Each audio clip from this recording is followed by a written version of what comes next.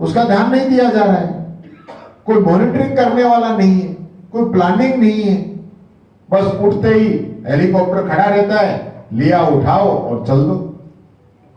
भाई आप ये तो बताओ आपने किया क्या है? आपने जो बजट घोषणाएं की है, मैंने विधानसभा में भी कहा था, अब ये विधानसभा के बाद में 1-1.5 महीने का रिकॉर्ड तो मैंने निकाला नहीं है, नहीं, इनकी पूरे 2.5 साल की जो बजट घोषणाएं हैं मात्र 26% पूरी हुई थी, 26%, और 25% शुरू ही नहीं हुई थी, 50% के आसपास पाइपलाइन में थी। तो बातों से तो काम चलेगा नहीं। ये पूरा इलाका, बाजरे की यहां खूब खेती होती है। आपने कहा कि मैं बाजरे को समर्थन मूल्य पे खरीदूंगा, एक दाना आपने बाजरे का खरीदा हो तो बता दो, एक दाना। फिर क्यों गुमराह करते हो? और वो जो बड़े वाले इनके हैं, मोदी की गारंटी मतलब गारंटी की भी गारंटी। मैं पूछता हूं, मोदी जी की गारंटी बीकानेर के अंदर हमारे मून साहब बैठे, वहां घोषणा करके आए थे कि हरियाणा के बराबर डीजल पेट्रोल कर दूंगा, तो हो गई गारंटी।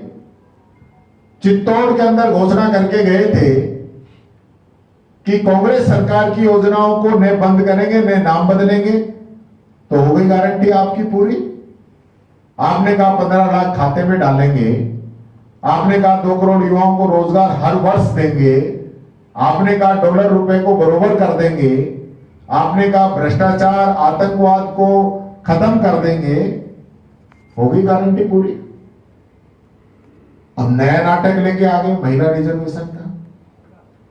जो बिल हम लेके आए उस बिल का बीजेपी ने हमेशा विरोध किया। जब बीजेपी ये बिल लेके आई तो पूरे विपक्ष ने, हमने भी और पार्टियों ने भी, सबने समर्थन किया। 2023 के अंदर महिला रिजर्वेशन बिल पारित हो गया।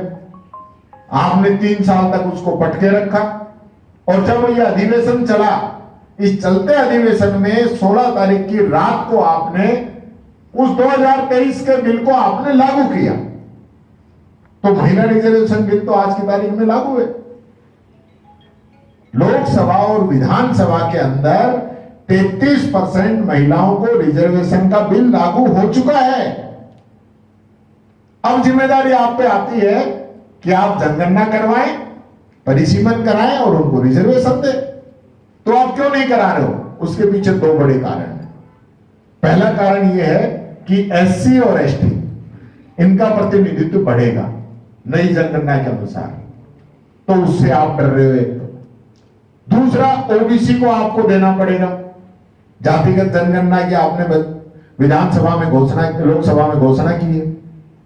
आप जातिगत जनगणना करा रहे हैं तो ओबीसी को भी आपको देना पड़ेगा, तो वो आप नहीं देना चाहते हो। ये आपकी छुपी हुई साजिश है।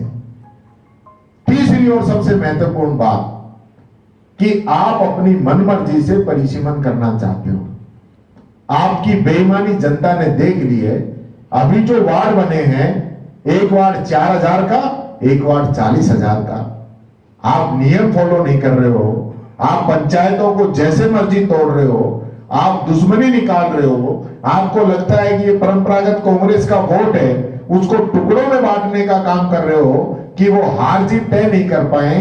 ये इस प्रकार का परिसीमन आप विधानसभा लोकसभा में करना चाहते हो, ये बात पूरे देश की जनता जान चुकी है, और इसलिए आप इसके बीच में महिला रिजर्वेशन इससे जोड़ते हुए लाए हो। मैं पूछना चाहता हूं आपसे, देश का प्रधानमंत्री चलते हुए चुनाव के अंदर कोड ऑफ कंडक्ट लगा हुआ हो, तमिलनाडु में, बंगाल में आज वोट डल रहे हैं, चलते चुनाव में आप विशेष सत्र बुलाकर महिलाओं की बात कर रहे हो, और उसी दिन शाम को कह रहे हो कि मैं राष्ट्र के नाम संबोधित करूंगा, और संबोधित करके आप कह रहे हो कि कांग्रेस, डीएमके, टीएमसी, क्योंकि डीएमके तमिलनाडु में लड़ रही है, टीएमसी पश्चिम बंगाल में लड़ रही है, कि इनको जनता माफ नहीं करेगी, मेरी माताएं बहनें माफ नहीं करेंगी। क्यों? आप जो संविधान का उल्लंघन कर रहे हो, वोटों की राजनीति कर रहे हो, महिला पहलवानों का यौन शोषण हुआ, बीजेपी के सांसद के द्वारा किया गया। आप क्या बोले, आपका क्या बयान आया, आपने क्या कार्रवाई की? कुलदीप सेंगर जो बीजेपी का विधायक था, वो एक बच्ची का बलात्कार करता है, उसके पिता की, उसके चाचा की, उसके वकील की हत्या करता है, हत्या का प्रयास करता है, जो गवाह थे उनको मारने की कोशिश करता है। आपने क्या कार्रवाई की उनपे? जो रेप के आरोपी जिनको कोर्ट ने सजा दी, उनको आपकी सरकार ने सजा से बरी किया, तब महिलाएं कैसे माफ कर देंगी आपको? बसंत रेवन्ना जैसा व्यक्ति, जिसके प्रचार में आप जाते हो, जिसकी 3000 सीढ़ियां वायरल हुई, ये महिला सम्मान है? आप बात कर रहे हो? अब ये देश सब जान चुका है, ये नाटक कंपनी ज्यादा दिन चलने वाली नहीं है। देश के प्रधानमंत्री की एक गरिमा होती है।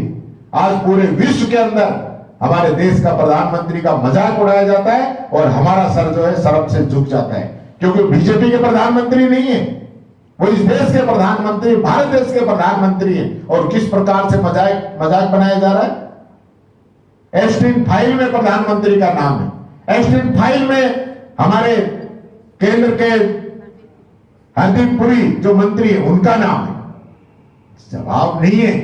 महिला सम्मान की बात करते हैं, आज तक एक बात नहीं रखी। वो मधु किशोर जी हैं जिन्होंने इन पे किताब लिखी है, क्या क्या आरोप लगा रही है? आपने जवाब दिया है?